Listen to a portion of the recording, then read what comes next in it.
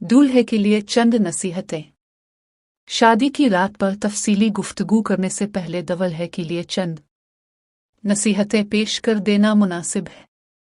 ये बात मालूम है कि दूल्हा एक मर्द होता है, इसीलिए तबई तौर पर ज़्यादा होशियार, ज़्यादा नक्लमंद, ज़्यादा बाहिकमत और ज़्यादा बाशऊर होता है। बहुत से मामलात को अज़ खुद समझ लेता और बहुत सी मुश्किलात को अज़ खुद हल कर लेता है। से नसीहत की ज़्यादा ज़रूरत नहीं होती। शायद इसीलिए तारीख़ी और अदबी किताबों में दूल्हे के लिए बहुत कम नसीहतें पाई जाती हैं। फिर भी जो वाक़यात और नसीहत की बातें मिल सकी हैं काफ़ी दिलचस्प, परलत्फ़ और मुफीद हैं।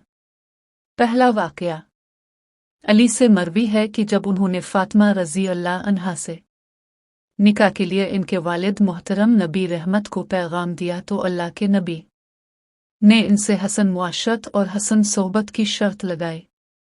रवाए अल तबरानी वालब्ज़ार वसह अल अलबानी फ़ी अलसह जीम सुआद।